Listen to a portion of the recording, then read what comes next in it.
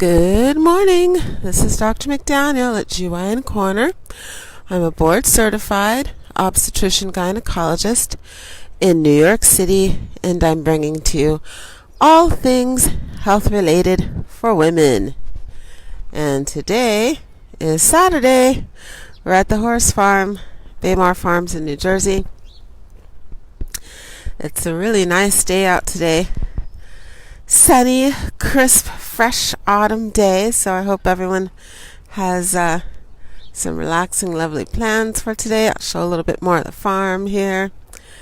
As I always say, it's very relaxing to come to the farm. The girls have their horse riding lessons every Saturday for 8 years now. Jill did her lesson from 8 to 8:30, and Joy's doing hers from 8:30 to 9. So while Joy is riding, I am talking. This is one of the horses eating. Hello, horse. Ooh, he's coming around. He thinks I have food for him. That's what it is. But he's eating hay. It's kind of blue-gray. I forget the horses' names unless I see them lots and lots and lots. Okay, so as the title indicated for today, I'm speaking again on ovarian cyst. I've been doing a series of presentations on cyst of the ovaries, and that's because a lot of people are under the misimpression that A, cystic changes of the ovaries are always bad, abnormal, and a problem, and B, that there's only one type of cyst, and both of those are false. It's not true. So everyone who is of normal reproductive age and not on birth control pills or patch or any hormonal contraception that impedes or prevents ovulation should get or should have 2 cystic changes of the ovaries every month. Functional cyst is what they're called, functional or hormonal cyst, and that's because they allow the reproductive system to normally function. One's called a follicular cyst. The other is a corpus luteal or hemorrhagic cyst. Those are normal cystic changes of the ovaries, and they allow for ovulation and, if one gets pregnant, to support the pregnancy. Abnormal cystic changes of the ovaries, of course, do occur, and I've been speaking about this for a while, so I've given some details on previous presentations that the abnormal cystic changes, benign or malignant, they stem from the different types of tissues in the ovaries. So from the skin, the epithelium, from the germ cells, or the tissues that originated a lot of the different developments in the body, or from the basically the eggs and the background makeup tissue of the ovaries, so sex cord stromal tissue. So there's 3 different types of ovarian tissues that can be the source or the origin of cystic changes. Sorry, I've got allergies today. Of the epithelial cell ovarian cyst, the most common is the serous Morning. After that, it's the mucinous cystadenoma. And then after that, we have endometrioid cystic changes. And the endometrioid cystic changes we also call endometriomas. Colloquially, we call them chocolate cyst. And that's because they are filled with blood. As the blood gets old, it looks like milk chocolate. It looks just like you melt in a couple of bars of milk chocolate. So the endometrioid cyst or endometriotic cyst or endometriomas, they come about because the tissue lining that forms those cystic changes is exactly the same type of tissue lining that lines the inner portion of the uterus. We call that the endometrium, and that tissue is responsible for responding to the normal hormones and building up the endometrial layer, or the blood layer, that if someone does not get pregnant, gets cleaned out as a menstrual cycle. So those hormones respond to the normal ovarian stimulation by building up blood, and then also by shedding it. So we call it a tissue lining that sheds and it bleeds out to clean out the uterine lining. Well, that tissue doesn't know that it's not in the uterus. It just responds normally to the functional, to the hormonal stimulation, and it functions as it normally would. So, regardless of where it is, it's going to build up as a thick tissue lining, and then as the hormones induce it to clean out or to release, it's going to bleed. If it forms a pocket inside the ovary itself, and that's what a cyst is, a pocket of liquid. If it forms a pocket inside the ovary, it's going to continue to bleed inside the ovary, and as it continues to bleed inside the ovary, it's going to get larger and larger, like a water balloon filled with blood, but it's not going to really look like blood by the time we discover it. It's always going to have been sitting there for months and months and months. Well, actually, that's not even true, for years usually, because endometriotic cysts take years and years and years to develop. So by the time we see it, it's going to look like Hershey's chocolate. It's been melted in someone's ovary, and it can be quite large. So again, ovarian cystic changes really don't have symptoms unless they're inflammatory. They have ruptured, so the fluid is leaking, or they've gotten so large that the pressure and the discomfort is now noticeable with activities, exercise-based activities, or sexual activity, or anything that's jarring and putting a lot of movement pressure inside the body. So, excuse me. So endometriotic cysts, or endometriomas, they are very slow growing, and by the time they are usually detected, it's either incidentally, because that lady's getting an imaging study for a completely unrelated reason, or because she's starting to have pressure discomfort with those activities. In general, that size of endometriotic cysts can vary quite a bit. We can detect them incidentally at 2 to 3 centimeters. We follow them, and the same as with other cystic changes, if they get quite large, and that means over 5 centimeters, then we will always recommend surgery for them. I have personally had patients that I've operated on, and their endometriomas have been, I think the largest I operated on was 14 centimeters. So 14 centimeters is a little larger than a cantaloupe. It's about the size of one of those baby watermelons. So you have the large watermelon, and then they have the little baby ones that are a little bigger than a cantaloupe. Those are about 14 centimeters or so. So they can be quite large. About 15% of endometriomas will be bilateral. So they will occur on both ovaries, and 10 to 15% of the time at the time of treatment or surgery, they're present in both ovaries. Years and years and years after one's been treated, the discovery of a new endometrioma can be found on the opposite ovary. Now I have one patient currently who has had surgery twice for her endometriomas. She had surgery on one side, and then 3 years later, surgery on the other side for an endometrioma. And we're now following endometriomas on both of her ovaries, which are still under 5 centimeters. So we're just monitoring them. They've been under 5 centimeters for about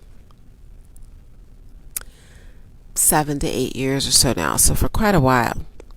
Now, the catch with endometriomas is that, first off, we don't know why some women get endometriomas and others don't. We don't actually know what we call the pathophysiology. We don't know how they occur, how the lining inside the uterus starts to suddenly develop inside the ovaries or outside in the pelvis. It's thought that it's retrograde menstrual flow. So that means we think that it's the flow from the uterus has backed up out of the fallopian tubes and microscopically has landed on the ovaries, and a seedling of that tissue gets trapped and starts to develop. These are all theories. That can't be the only way. We think that sometimes the lining inside the uterus also spreads out through the blood system and the lymph system, almost like a cancer, because that tissue that forms the endometriomas or endometriotic cyst can also be seen in faraway body areas, classic as lungs and in the intestinal tract. So it's not 100% understood, but we do have some theories. Sorry. Now, a lot of times as the cysts get larger and larger, sometimes women who have endometriotic cyst will have absolutely no symptoms, just as I stated, but other times they will have a lot of symptoms that don't point directly to endometriotic cyst or endometriomas, but they're clues that potentially she has what we call endometriosis. And I gave some presentations a few months ago on endometriosis. So women with endometriosis will classically have very painful menstrual cycles. So menstrual pain that is what's the word called? Menstrual pain that is disruptive to activities of daily living. That's what it's called. It's disruptive. So they miss school, they miss work, they cancel activities, they stay home, they're doubled over in pain, they have very severe menstrual cramps and severe menstrual pain. That's often indicative of endometriosis. And women who have endometriosis are women who will potentially have endometriotic cyst or endometriomas. So whenever someone has quite severe pain with their menstrual cycles, or even especially if they have just pelvic pain, regardless, it's not cyclical, there isn't a pattern, they'll always get an ultrasound or sonogram to see if there's a physical reason for that pain. And of course that's the main, or I should say pretty much the predominant or the only test that we do for endometriosis to see if there's a cyst. It's an ultrasound or a sonogram of the pelvis, and if we find an endometriotic cyst, or what we call a hemorrhagic cyst, so it looks like a cyst, the radiologists used to call it a ground glass appearance. So if it looks like it has a ground glass appearance, which means it's a cyst that's filled with blood, then we assume, until proven otherwise, that it's an endometriotic cyst. And those are always benign. I'm going to say 98% of the time endometriotic cysts are benign.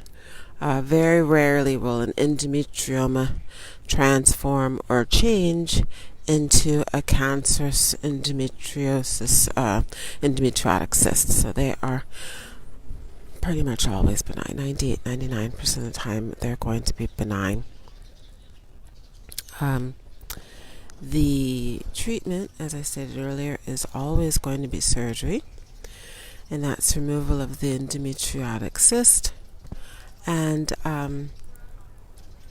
we do it the same way we do others. Endometriotic cyst, we open the ovary.